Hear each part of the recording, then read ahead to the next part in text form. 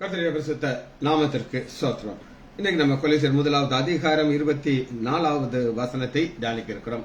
கொலோசியர் 1:24 ஜெபத்தோட இந்த செய்திக்குள்ளே கடந்து செல்வோம். ஆறுதலின் தெய்வமே உம்முடைய திரு சமூகம் எவ்வளவு இன்பமானது, ஆமென், எவ்வளவு இன்பமானது. ஆறுதலின் தெய்வமே உம்முடைய சந்நிதியில் தங்கியிருப்போர் உண்மையிலே பாக்கியவான்கள். ஆமென். உம்முடைய சந்நிதியில் தங்கியிருப்போர் உண்மையிலே பாக்கியவான்கள். தூய மனதுடனே துதிப்பார்கள், துதித்துக் கொண்டிருப்பார்கள். ஆமென், துதித்துக் கொண்டிருப்பார்கள். ஆறுதலின் தெய்வமே உம்முடைய திரு சமூகம் எவ்வளவு இன்பமானது, ஆமென், எவ்வளவு இன்பமானது.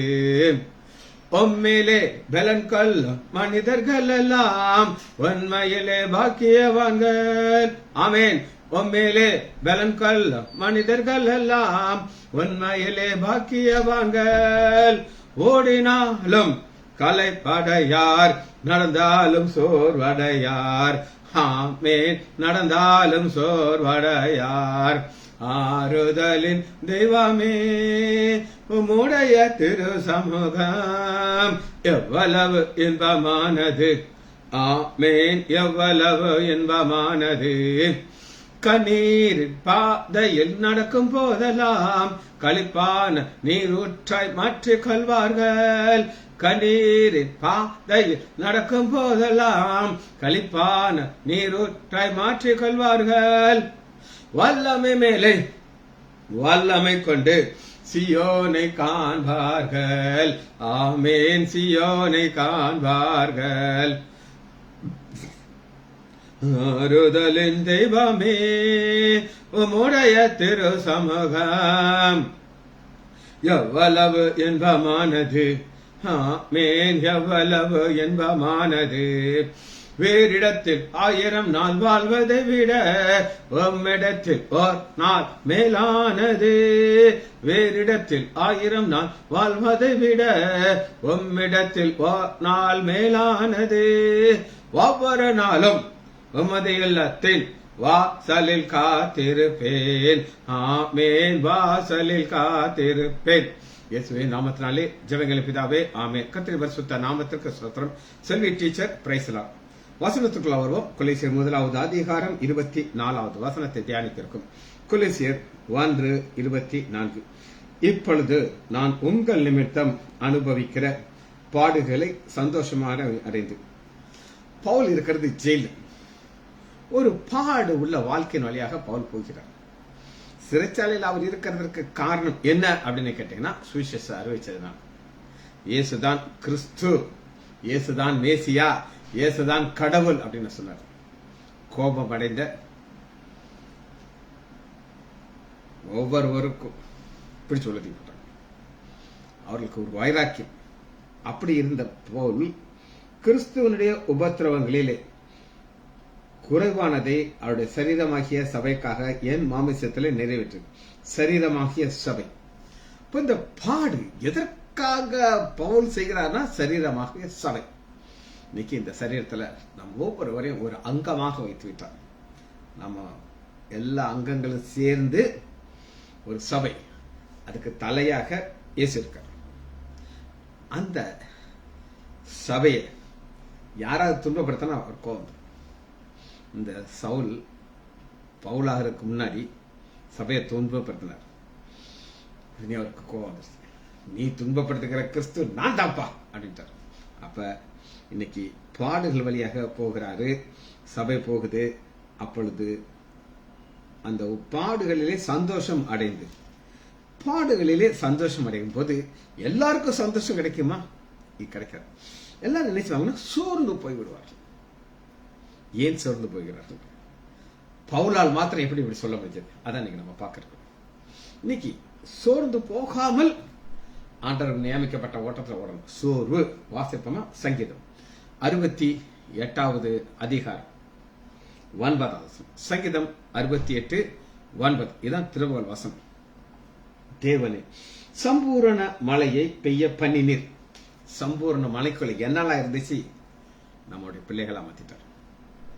அந்த காலத்துல இருந்து நம்மள ஆச்சரியமான ஒளிக்கு கொண்டு வந்து ஆசாரியாக மாற்றிட்டாரு. எந்த சம்பூர்ணமான மழைக்குள்ள பிள்ளைகள்ங்கிறனால சுதந்திரத்தை கொடுத்துட்டாரு. எல்லாம் ஏன் குமாரனாக்கு இயேசு கிறிஸ்துக்கு என்னெல்லாம் சுதந்திரம் அது உனக்குப்பா அப்படின்ட்டாரு. இப்படி சொல்லி சொல்லி சொல்லி இந்த சம்பூர்ணமான மழையை பெய்ய பண்ணிட்டீங்க. அது முடிஞ்சிருச்சு. இளைத்து போன உமது சுதந்திரத்தை இளைத்து போன உமது சுதந்திராக மாத்திட்டா நான் சொன்னேன். இளைத்து போகிறார்கள். ஏன் இளைத்து போகிறார்கள்னா பாடுகள் இளைக்க வைக்கிறது. எல்லாமே ஸ்மூத்தா போய்கிட்டு இருக்கும், பிரச்சனை இல்லை. ஆனா திடீர்னு பாத்தீங்கன்னா இளைத்து போயிடும். உங்களுக்கு யார் சாயல் இருக்கு அப்படின்னு கேட்டீங்கன்னா உங்க அம்மா அப்பா பேர சொல்ல மாட்டாங்க. இயேசு கிறிஸ்துவின் சாயல் இருக்கு. சுவிகார புத்திரராக நம்மளை தெரிந்து கொண்டார். சுவிகார புத்திரர். இந்த சுவிகார புத்திரருக்கு என்னெல்லாம் இருக்கோ எல்லாம் வரும். இன்னைக்கு நாம் ஆண்டவராக இயேசு கிறிஸ்து மேல விசுவாசம் வைத்தோம். நமக்கு கிடைத்த ஒரு பெரிய ஒரு பொக்கிஷம் இயேசு கிறிஸ்து நித்திய ஜீவன் கொடுத்துட்டார். இது வாக்குத்தத்தமாக கொடுத்துட்டார். கொடுத்துட்டு தான் பவுல் சொல்லுகிறாரு, எனக்கு பிரச்சனை இல்லை, நான் சந்தோஷம் அந்த பாடுகளை அனுபவிக்கிறேன். ஆனா சபை மக்களாக நீங்க சோர்ந்து போய்விடக்கூடாது. நீங்க சோர்ந்து போகாமல் இருக்கிறதுக்கு வேதத்திலிருந்து நான் காட்ட போகிறோம். சரி,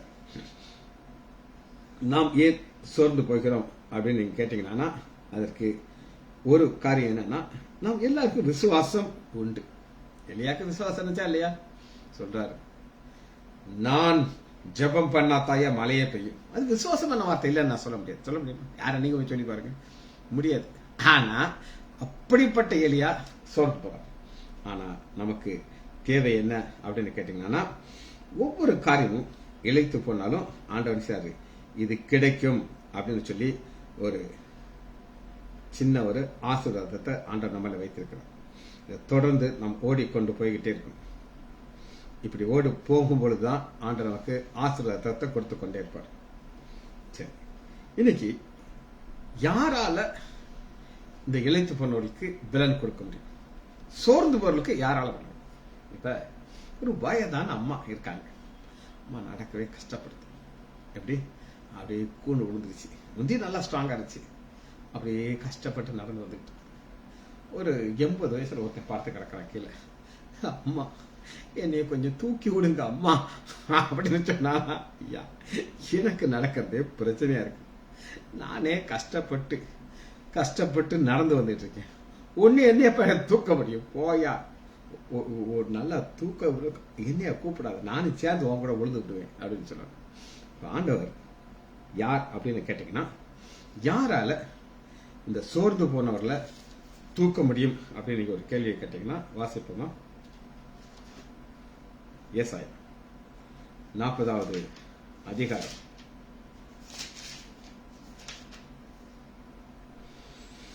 29வது வசனம். சோர்ந்து போகிறவர்களுக்கு அவர் பலன் கொடுத்து. அந்த சோர்ந்து போனவருக்கு பலனை யாரால கொடுக்க முடியும்னா, சோர்ந்தே போகாதவர் தான் சொல்ல முடியும். எங்க அப்பாட்ட வந்து சில பேர் கேட்பாங்க, சார் வளர்றதுக்கு எனக்கு மருந்து கொடுங்க சார். ஏண்டா கிண்டலா இருக்காடா உனக்கு? என்னைய பார்த்து நீ கேட்கறியா வளர்றதுக்கு மருந்து தாங்கன்னு சொல்லி போடா, துரத்தி விட்டுருவோம். நம்முடைய ஆண்டவர் யார் அப்படின்னு கேட்டீங்கன்னா 28வது வசனம். பூமியின் கடையாந்தரங்களை சிருஷ்டித்த கர்த்தராகிய அனாதி தேவன். சிருஷ்டித்த பூமியின் கடையாந்தரத்தை உண்டு பண்ணுறே இவர் தான். இவர் எப்படி சோர்ந்து போவார்? அடுத்து அனாதி தேவன். அனாதி தேவன் அப்படின்னா என்ன அர்த்தம் அப்படின்னு கேட்டீங்கன்னா, உலகம் உண்டாகிறதுக்கு முன்னே அவர் இந்த உலகத்தில் இருக்கிறார். அவரால் மாத்திரம்தான் பலன் கொடுக்க முடியும். சோர்ந்து போவதும் இல்லை, இலைப்படுவதும் இல்லை. நீ அறிந்திருக்கிறாய். அவரால் சோர்ந்து போக முடியாது, இலைப்படையும் முடியாது. அவரால் மாத்திரம்தான் சத்துவத்தை கொடுக்க முடியும், வல்லமையை கொடுக்க முடியும், பலனை கொடுக்க முடியும். அடுத்து பாருங்க 31 கண்டிஷன் இருக்கு. கர்த்தருக்கு காத்திருக்கிறவர்களோ, இப்ப எல்லாருக்கும் புது பலன் தேவை, ஆசை. காத்திருக்கிறது ரொம்ப கஷ்டமான காரியம். இந்த உலகத்துல இப்பெல்லாம் இன்ஸ்டன்ட் காஃபி வந்துருச்சு. நான் காலையில நான் தான் காஃபி போடுவேன். இன்ஸ்டன்ட் காஃபி ஒரு பவுடர் ஆட் பண்ணா பெஸ்ட் காஃபி வந்து. அந்த காலத்துல என்ன செய்யணும், காஃபி கொட்டையை ரோஸ்ட் பண்ணணும். ரோஸ்ட் பண்ணி ஒரு கிரைண்டர் வச்சு திருக்கணும், அப்படி பவுடர் ஆகும். நைட்டில் ஒரு டப்பாவில் போட்டு ஹாட் வாட்டர் ஊற்றி காலையில் பார்த்தீங்கன்னா டிகாஷன் கீழே இறங்கி இருக்கும்.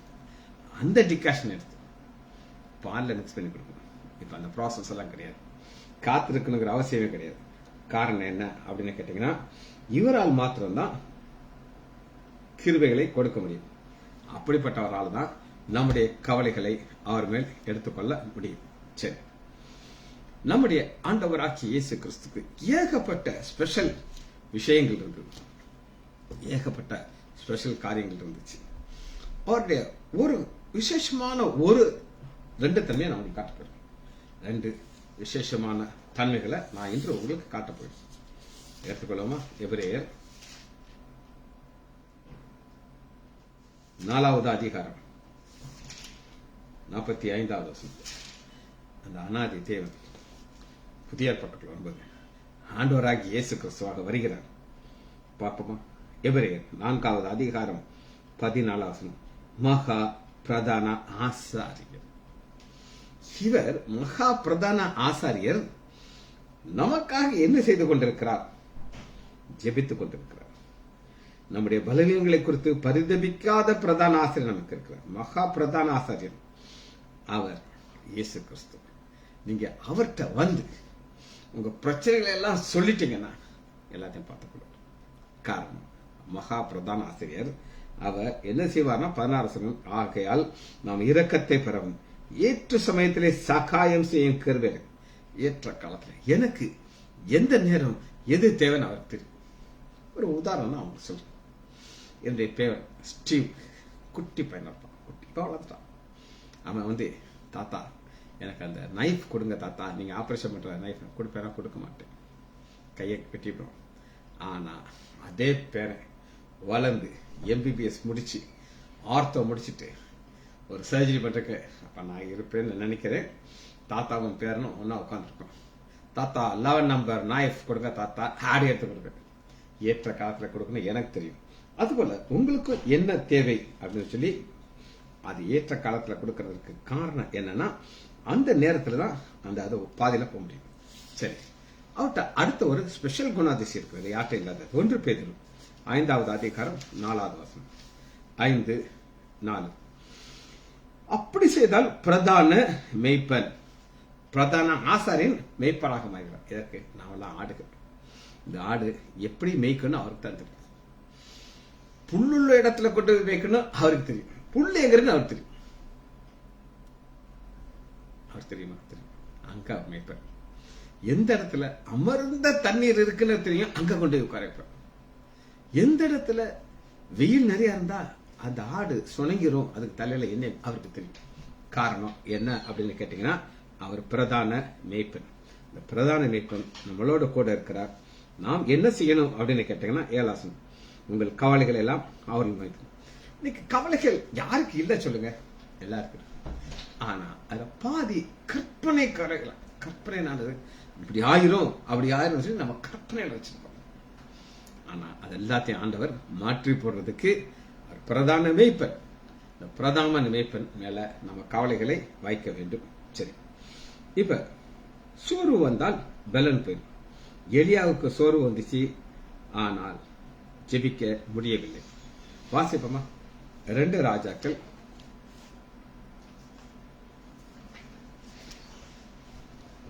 2வது அதிகாரம் 10வது வசனம். எலியா சோர்வு வந்த உடனே ஜெபம் பண்ணிக்கிறார். ஆண்டவரே இதை எடுத்துக்கோங்க ஆண்டவரே, நான் நல்லவன்லாம் கிடையாது ஆண்டவரே. அவருக்கு தெரியும் எப்ப இருக்குன்னு எனக்கு தெரியும். நமக்கு எப்ப எந்த ஆசீர்வாதம் எப்ப கொடுக்கணும் அவருக்கு தெரியும். காரணம், அவர் பிரதான மேய்ப்பன், பிரதான ஆசாரியன்.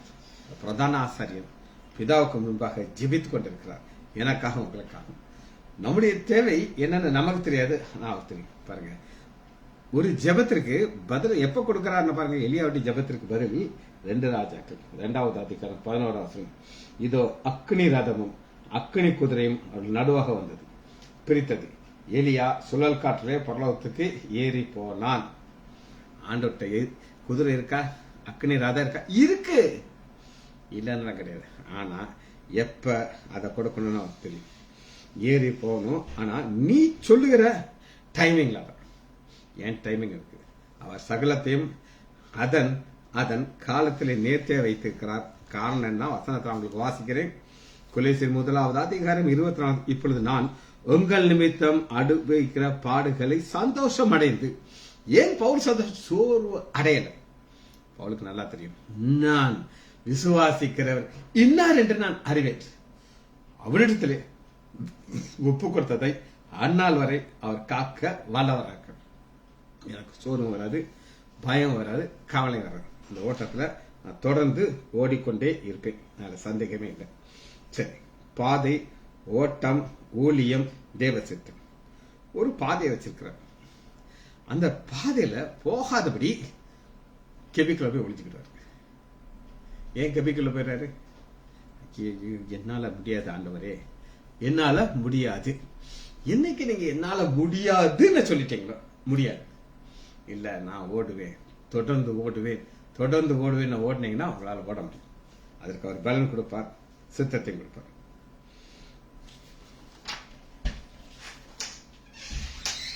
ஸ்தேவானுக்கு என்ன நடந்தது அப்படின்னு நீங்க கேட்டீங்கன்னா, ஒரே ஒரு பிரசங்கம் தான் செய்தார் அப்போஸ்தலர் 7வது அதிகாரத்துல. ஆனால் அந்த பிரசங்கத்துல முடிக்கும் போது 55வது வசனத்துல ஆண்டவராகிய இயேசு கிறிஸ்துவை பார்க்க வைக்கிறார். ஆனா ஸ்தேவான் அந்த பிரசங்கத்துல பயப்படவே இல்லை. எல்லாரையும் பிடிச்சு அப்படியே தோலை உரிச்சு காட்டுறாரு. வணங்கா கழுத்துள்ளவர்களே. அந்த நேரம் அவருக்கு பயமே கிடையாது. ஏன்னா ஆண்டவர் அந்த பாதையில அனுப்புறாரு. மேல கல்லு விழுவுமா? ஸ்தேவானுக்கு தெரியாது, ஆனா விழுந்துச்சு. ஆனா நடந்தது என்ன அப்படின்னு கேட்டீங்கன்னா, 55வது வசனத்துல அப்போஸ்தலர் 7:55 ஆண்டவராகிய இயேசு எழுந்து நின்று முதல் ரத்த சாட்சியை அழைக்கிறதுக்கு நிற்கிறார். எவ்வளவு பெரிய ஆசீர்வாதம். பரலோகம் திறக்கிறது இவர் பார்க்கிறார்.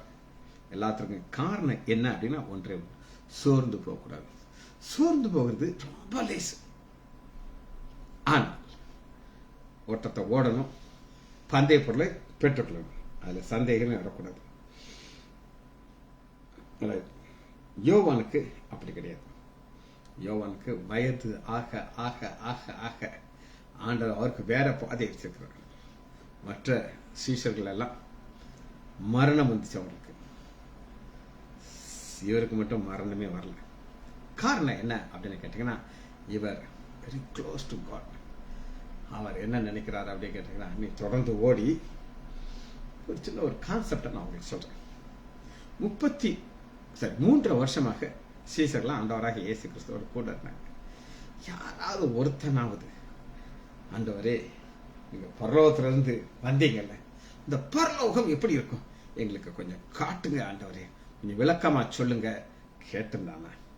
மன்னம் திரும்புகள்ல ஆரம்பிச்சு பரலோகத்துல என்னெல்லாம் இருக்கும் எல்லாத்தையும் காமிச்சிருப்பாரு.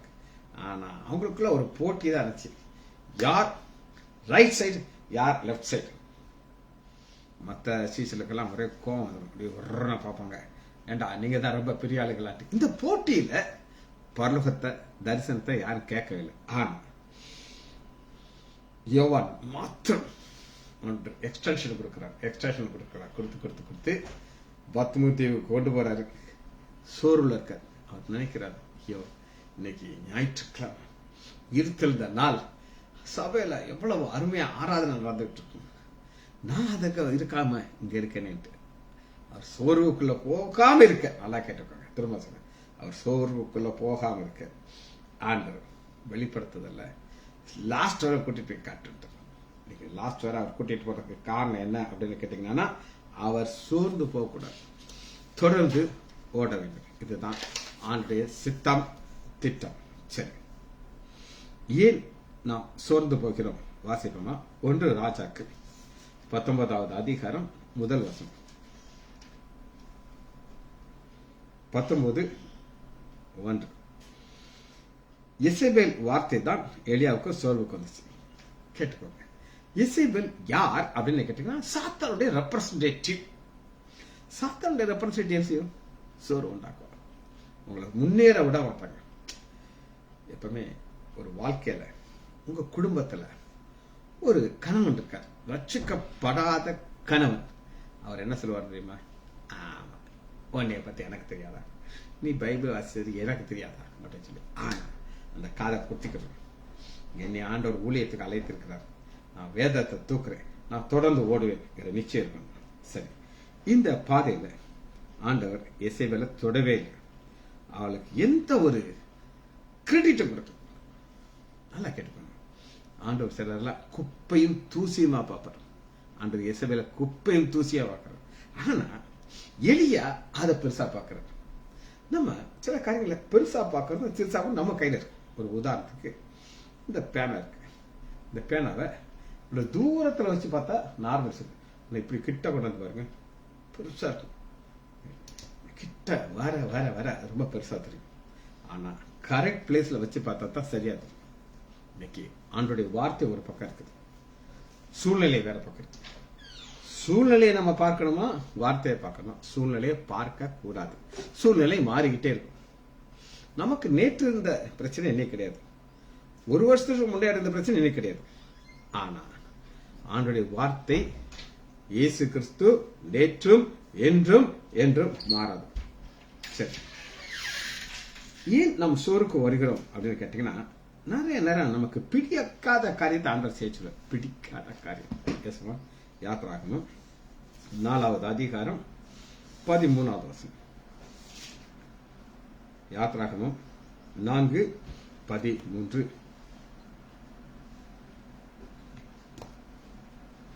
அதற்கு அவன், ஆண்டவரே நீர் அனுப்ப சுத்தமா இருக்கிற யாரையே அனுப்புறாங்க. நல்லா கேட்டுக்கோங்க. உங்களை ஊழியத்துக்கு அழைப்பிட்ட, என்னைய ஊழியத்துக்கு அனுப்பிட்ட. எனக்கு அழைப்பு இருந்துச்சு, நான் தைரியமா சொல்லுவேன். வேதத்தை தூக்குனேன், பல ரகசியங்களை ஆண்டவர் எனக்கு சொல்லி கொடுத்தார். எல்லாத்தையும் நான் எழுத ஆரம்பிச்சேன். பிறகு நான் உங்களுக்கு சொல்லி கொடுத்துட்டு இருக்கேன். இன்னைக்கு காலையில நானும் என் மனைவியை காஃபி குடிச்சிட்டு இருக்கும்போது, நேற்று ஜான்சன் பாஸ்டர் நாகர்கோயில் அவர் செய்தித்தான் நான் சொல்லிட்டு இருக்கேன். அவர் ஒரு மிகவும் அருமையான ஒரு விளக்கத்தை சொன்னாரு. அதுவரை நான் கேட்காதது, அது உங்களுக்கு சொல்லிக் கொடுப்பேன், கவலைப்படாதீங்க. அப்ப எனக்கு அது ஆச்சரியமா இருந்துச்சு.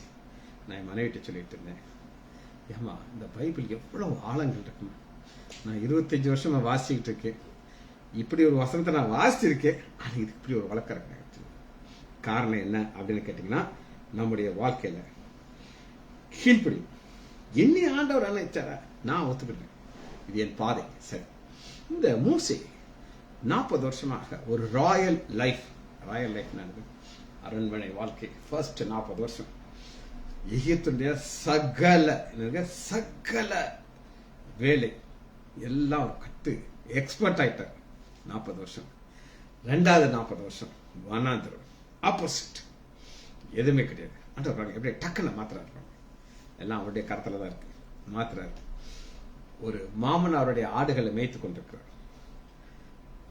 பிளாஷ்பேக்ல நினைச்சு பார்த்திருப்பார், வெயில் அடிக்குதுப்பா, மண்டைய பிளக்குது, எனக்கு ஒரு சொட்டு தண்ணீர் கூட யாராவது கொடுக்க மாட்டாங்க, நான் தான் போய் எடுத்துக்கொண்டோம். சுத்தி பனி பெண்கள் இருந்தாங்க, இப்ப ஆடு அது மூத்திரம் போயும் போது இது பக்கத்துல படுத்து கிடக்கணும், விட்டுட்டு போக முடியாது. இப்படிப்பட்ட ஒரு பாதையில போயிட்டு இப்ப சொல்ல திரும்ப எகிப்து எங்க போகணும், எகிப்து போகணும். எங்க போயிருக்கணும், ராஜா முன்பாக போய் நிற்கணும். இப்படி சொல்லும் பொழுது ஃபர்ஸ்ட் பிரச்சனை என்னன்னு கேட்டீங்கன்னா, 4வது அதிகாரம் யாத்திராகமம் 4 அப்பொழுது மோசே அவர்கள் என்னை நம்ப மாட்டார்கள், செவி கொடுக்க மாட்டார்கள், உனக்கு தரிசனம் கிடைக்கவில்லை அவர் சொல்லுவார். நம்முடைய எக்ஸ்கியூஸ் என்னன்னா, முதவே என்னை யார் நம்ப மாட்டாங்க. ஒரு ஆசீர்வாதத்தின் மலை. இன்னைக்கு நான் உங்களுக்கு ஆரம்பிச்ச செய்தி வசனம் என்ன அப்படின்னு கேட்டீங்கன்னா, லேட்டா நிறைய இந்த வசனத்தை சொல்லிடுறேன். சங்கீதம் 68வது அதிகாரம் 9வது வசனத்துல ஆண்டவர் என்ன சொல்லுகிறாருன்னு கேட்டீங்கன்னா, தேவனோ சம்பூர்ண மழையை பெய்ய பண்ணினீர், இளைத்து போன உங்களுடைய சுதந்திரத்தை திடப்படுத்தினீர். இளைத்து போன உங்களுடைய சுதந்திரம், அவருடைய சுதந்திரம் இழுத்து போயிட்டாங்க. அவங்களுக்கு சம்பூர்ண மலை கிடைச்சிருச்சு. ஆனா அவர் திடப்படுத்துறதுக்கு நம்ம சைட்ல இருந்து என்னெல்லாம் செய்யணும் அதான் நம்ம இன்னைக்கு தியானிச்சுட்டு இருக்கோம். இன்னைக்கு நம்மளை ஏன் மற்றவங்க நம்ப மாட்டாங்க, ஏன் நம்புவாங்கன்னா சம்பூர்ண மலை. நம்ம ஒரு ஸ்டாஃப் ஒரு பொண்ணு இருக்கா, அவளுக்கு மகளுக்கு திருமணம் ஆச்சு. திருமணமான பிறகு ஒரு அருமையான பேரன் பிறந்தான், 2வது ஒரு பேரன் பிறந்தான். மாப்பிள்ள பல பைக் வச்சிருக்காரு, நிறைய கார் வச்சிருக்காரு. இந்த ஸ்டாஃபுடைய தங்கச்சி மதுரையில கல்யாணம் ஒரு வீடு கட்டி கிரைப்ரஸ் வீடு. அன்னைக்கு ஞாயிற்றுக்கிழமை நம்ம சர்ச்சில் சேல்ஸ் இருக்கு, அவதான் மெயினா அந்த இன்சார்ஜ். கிளம்பி வர்றதுக்கு பஸ்ல போகணும்னு நினைச்சிட்டு போது மருமையன் கூப்பிடுறாராம், அத்தை நாங்க காரில் விருதுநகர் போகிறோம், நீங்க வர்றீங்களா? அதுக்கு ஒரே பெருமை. கார்ல ஏறி உட்கார்ந்து சல்லுனா மாப்பிள்ள மக பேரங்களோட விருதுநகர் சேர்த்தாங்க. இதான் சம்பூர்ண மலை. இத ஆண்டவர் அதைத்தான் சொல்றாரு 4வது அதிகாரம், மோசே அவர்கள் என்னை நம்பார்கள். நம்புவாங்க. எப்ப நம்புவாங்கன்னா அந்த ஆசீர்வாதத்தின் மலைய உங்க மேல பெய்றத அவங்க பார்ப்பாங்க, பார்த்துதான் நம்புவாங்க. சரி, இது சாக்கு போக்கு அப்படின்னு நான் சொல்றேன். 2வது அதற்கு பதில் ஆண்டவர் சொல்லிட்டார். 2வது சொன்ன, கர்த்தர் அவனை நோக்கி உன் கையில் இருக்கிறது என்ன? ஒரு கோல். அத தரையில போடுங்கிறாரு. விலகி ஓடிச்சு, பிடிச்சாதான் மறுபடியும் கோல் ஆயிடுச்சு. இது ஒரு அடையாளம். இப்ப இதுல ஒரு சின்ன ஒரு ரகசியம் இருக்குங்க. அதன் வாளை பிடி. உலக மக்கள் பாம்பு பிடிக்கிறவன் வாழை பிடிக்க மாட்டான், தலையத்தான் பிடிப்பான். வாழை பிடிச்ச அப்படி திரும்பி வந்து உங்களோட கொத்து கொத்திடும். ஆண்டவர் வாழை அப்படின்னா வாழைத்தான் பிடிக்கணும், தலையை பிடிக்க கூடாது. ஏன்னா அவர் சொல்படி எல்லாம் நடக்கணும். சரி பாருங்க, சொல்லிட்டா பாருங்க 4-5 வசனம், உனக்கு தரிசனமான அவர் நம்புவதற்கு இதுவே அடையாளம், இதுவே அடையாளம் சொல்லிட்டார். கையில கொலை கொடுத்துட்டார். இன்னைக்கு நம்ம வாழ்க்கையில எஸ்கியூஸ், ஏன் இதை செய்யல, எனக்கு பிடிக்காது, நீ ஏன் ஊழியம் செய்ய மாட்ட, யாராவது என்ன வந்து அடிச்சு போடுவாங்க. இன்னைக்கு நம்முடைய பாதையில எஸ்கியூஸே கிடையாது. சரி, பதில் சொல்லிட்டாரா? 8வது வசனத்தை உங்களுக்கு வாசிக்கிறேன். இவ்விரண்டு அடையாளங்களாலும் அவர்களை உன்னை நம்பாமலும் வாக்கு கொடாமலும் இருப்பார்களானால் நீ நதியின் தண்ணீரை மூண்டு நிலத்துல ஊற்று, நதியில் மூன்ற தண்ணீர் வெட்டாந்திர ரத்தமாகும். அடுத்து யாராலும் செய்ய முடியாத ஒரு காரியத்தை சொல்ல, ரத்தமாக. இந்த ரத்தங்கிறது என்ன அப்படின்னு கேட்டீங்கன்னா உயிர். நம்முடைய உடம்புல ரத்தம் சுத்த சுத்த சுத்த சுத்த தான் உயிரோட இருக்கும். ரத்தம் சுத்துறது நின்றுச்சுன்னா நம்ம டெத் ஆயிரும். அப்ப தண்ணீரை ரத்தமாக மாற்றுகிற ஒரு உன்னதமான அடையாளத்தை கொடுத்துட்டு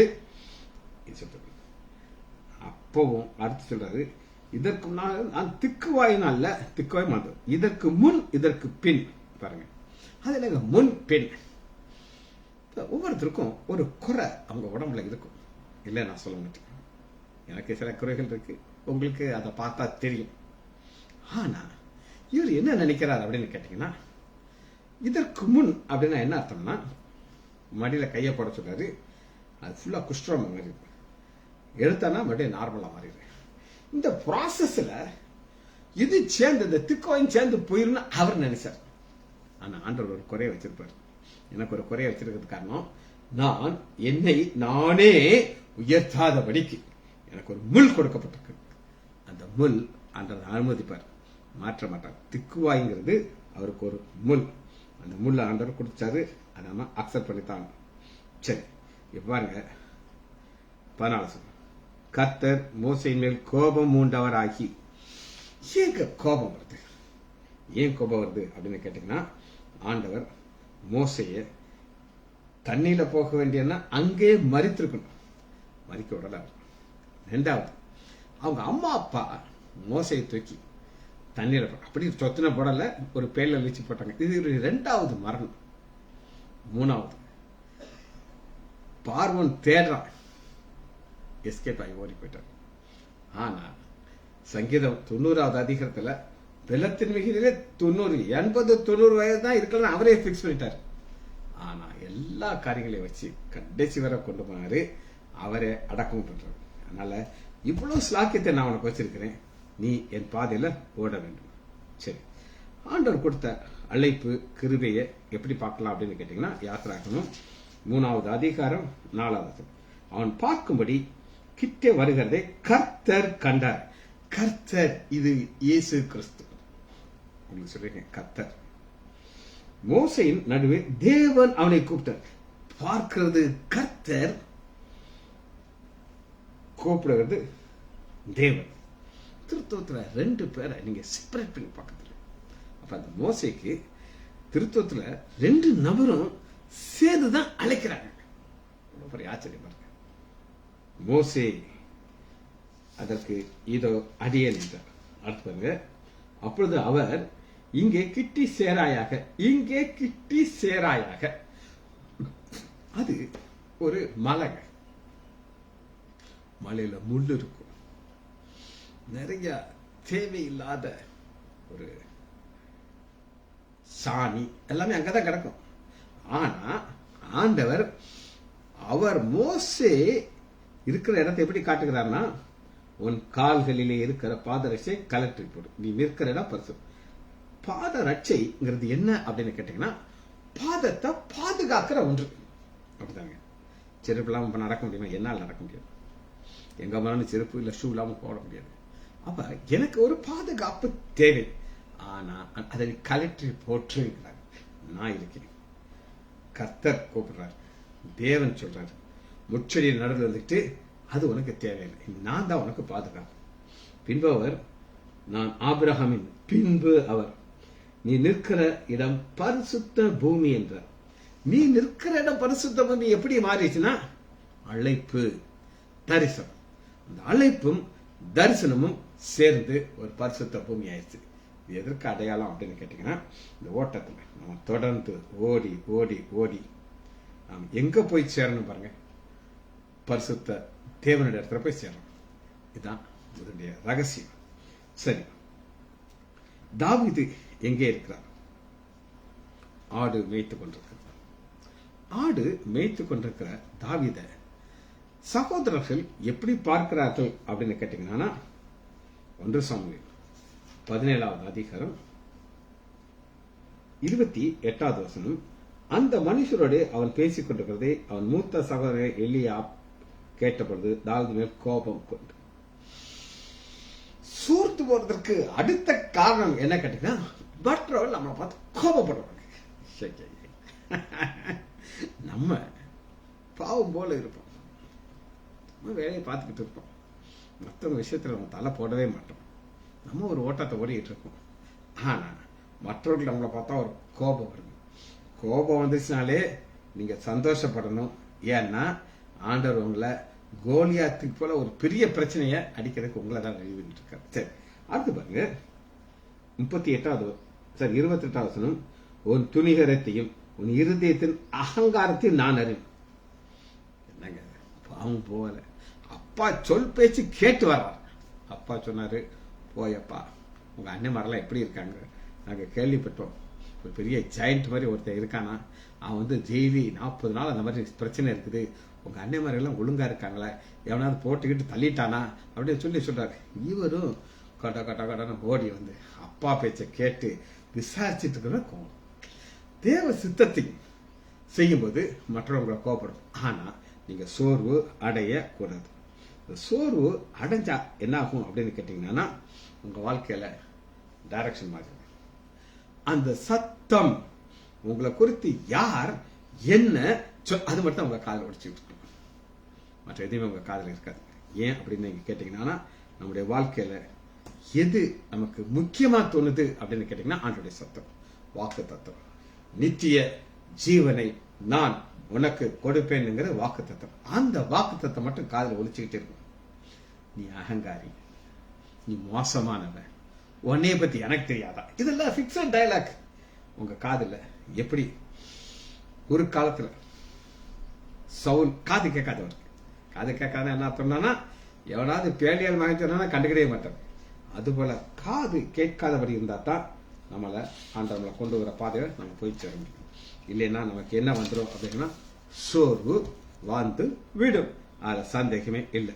சரி, ஆண்டவர் நமக்கு என்ன ஒரு ஆசீர்வாதம் கொடுத்திருக்கிறார் அப்படின்னு கேட்டீங்கன்னா, கலாத்தியர் 2வது அதிகாரம் 9வது வசனத்துல, எனக்கு அளிக்கப்பட்ட கிருபையை அறிந்த பொழுது.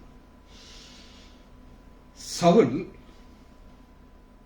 பவுலாக மாறதுக்கு முன்னாடி அனனியா தீர்க்கதரிசிட்ட ஆண்டவர் சொல்லும்போது, ஆண்டவரே நீங்க ராங் அட்ரஸுக்கு அனுப்பிடாதீங்க, அவன் சபையை துன்பப்படுத்துறதுக்கு ஸ்பெஷலிஸ்ட், எங்க போனாலும் அடிச்சு உடைக்கிறான், அங்க ஆண்டவர் என்னை அனுப்புறீங்க. ஆண்டவர் சொல்றாரு, இல்லப்பா நான் தெரிந்து கொண்ட பாத்திரம்னு சொன்ன பிறகு இப்ப பவுலுக்கு கலாத்தியர் சபைக்கு வர்றாரு. வரும்போது என்ன சொல்லுகிறார் அப்படின்னு 2:9, எனக்கு அளிக்கப்பட்ட கிருபையை அறிந்த பொழுது. உங்களுக்கு ஆண்டவர் கொடுத்த கிருபை வெளிப்படுத்தலங்க, நீங்க அப்படியே பொத்தி பொத்தி வச்சிட்டு கூடாது. நிறைய நேரம் என்ன ஆகும் அப்படின்னு கேட்டீங்கன்னா, உங்களுக்கு ஆண்டவர் கொடுத்த கிருபைகளை அல்லது தாளந்துகளை நீங்க மறைச்சி வைக்க வைக்க நீங்க ஒரு உபயோகமான பாத்திரமாக மாற முடியாது. சோர்வு வந்துடும். என்ன, நானும் பைபிளை எடுக்கிறேன், நானும் வசனத்தை வாசிக்கிறேன், இந்த டாக்டர் செய்தியை நான் கேட்கிறேன், அப்படியே தானே நான் இருக்கேன்னு சொல்லி. ஆனா நான் என்னுடைய வாழ்க்கையில ப்ரையாரிட்டி வசனம். இன்னைக்கு என்ன கிழமை? வெள்ளிக்கிழமை. வெள்ளிக்கிழமையே ஞாயிற்றுக்கிழமை உள்ள செய்தியை நான் ரெடி பண்ணி வச்சுட்டேன். இதெல்லாம் அட்வான்ஸா ப்ரிப்பேர் பண்ணிட்டு முன்னாடி ஓடிக்கிட்டே இருக்கேன் நான். அப்படி எனக்கு அளிக்கப்பட்ட கிருபையை நான் விருதாக்கவில்லை, நான் அதிகமாக பிரயாசப்பட்டேன்னு பவுல் சொல்கிறோம். நீங்க சொல்ல முடியுமா? நீங்க அதிகமாக நீங்க பிரயாசப்பட்டீங்கன்னா ஆண்டவர் உங்களுக்குன்னு ஒரு வெளிப்பாடு கொடுப்பாரு, உங்களுக்குன்னு ஒரு ஓட்டத்தை கொடுப்பாரு. அதை தொடர்ந்து ஓடும் பொழுதுதான் உங்களுக்கு சோர்வு வராது. சரி, அடுத்து வீக்னஸ், மன மடிவு வர்றதுக்கு காரணம் யாத்ராகமம் 6வது அதிகாரம் 9வது வசனம். இந்த பிரகாரமாக மோசே இஸ்ரவேல் புத்திரருக்கு சொன்னான், அவர்களோ மனமடிவினாலே கொடுமையான வேலையினாலும் மோசைக்கு செய்ய கொடுக்கல. கொடுமையான வேலை. இன்னைக்கு இந்த வேலை அப்படின்னு ஆண்டவர் கொடுத்திருக்கிறார். எனக்கு ஆண்டவர் ஒரு வேலை கொடுத்திருக்கிறார், டாக்டர் வேலை. ரொம்ப சந்தோஷம் அந்த வேலையை பார்ப்பேன். முன்னாடி செவ்வாய்க்கிழமை ஈவினிங் ஆஃப் எடுப்பேன், வெள்ளிக்கிழமை ஈவினிங் ஆஃப் எடுப்பேன், ஞாயிற்றுக்கிழமை எல்லாத்துக்கும் ஆஃப். ஆனா இப்ப எல்லா ஆஃபீஸ் சரண்டர் பண்ணியாச்சு. இந்த வேலையை ரசிச்சு ஒரு தடவை ஸ்டீவ், என் பேரை, ஒய்ஃபு டாக்டர்மா, ஸ்டீவ்கிட்ட சொல்லுவாங்க, டேய் டாக்டர் மட்டும் ஆயுதாதா, மகா மோசமானதுடா, அப்படி இப்படி அவனை பிரெயின் வாஷ் பண்ணிட்டே இருப்பாங்க. ஆனா நான் எப்ப பேசினேன், எங்களை கூட்டிட்டு வருவேன், என் பக்கத்துல உட்கார வைப்பேன்.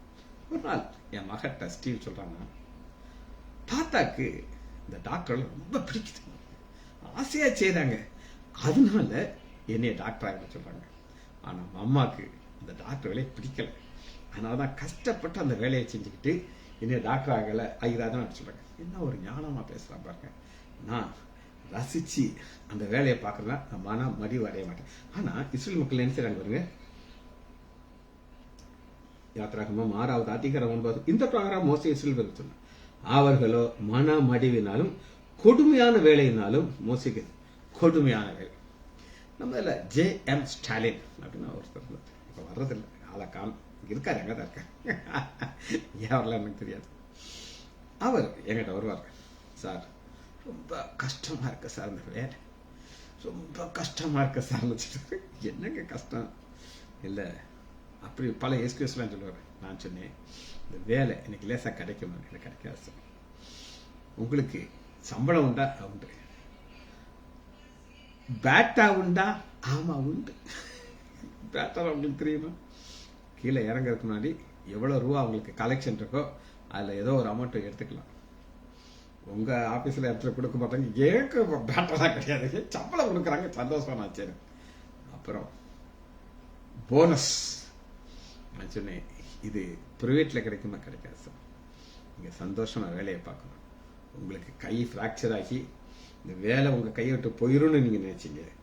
ஆனா ஆண்டவர் அப்படி கிடையாது.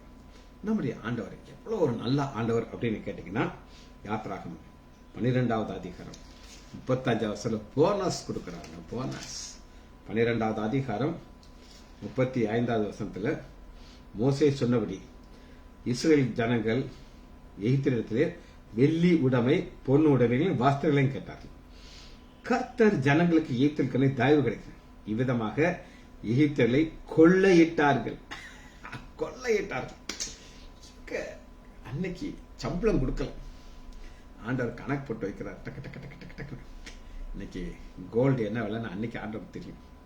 அப்ப இவங்க கொடுக்காத சம்பளம் கொடுக்காத எல்லாத்துக்குமே வட்டி முதலுமா அவங்க ஜனங்கிட்டதே. இப்ப ஜிஎஸ்டி மாதிரி வாய்ப்பு வச்சுங்க. ஜிஎஸ்டி உங்களுக்கு தெரியுமா? மோடி எல்லாம் உங்கள்ட்ட இருந்தே காசு வாங்கிடுறோம். நீங்க ஒரு பேனா வாங்கினாலும் சரி, என்ன வாங்கினாலும் அதுக்கு ஒரு ஜிஎஸ்டியை நீங்களே கொடுத்த, உங்களுக்கு தெரியாது, ஆனா ஜிஎஸ்டி அதுக்குள்ள வந்துருது. பார்த்துக்கோங்க. அந்த மாதிரி இவங்கள்ட்ட இருந்தே வாங்கி கொடுத்துட்டார். இத ஆண்டவர் எப்பவே முதல் சொல்லிட்டாருன்னா, ஆதியாகமும் 15வது அதிகாரம் 14வது வசனத்தை பார்த்தீங்கன்னா, ஆதியாகமும் 15:14 இஸ்ரேல் தேசமே கிடையாதுங்க. ஆனா அவருடைய திட்டத்தில் இது வந்துருச்சு பாருங்க.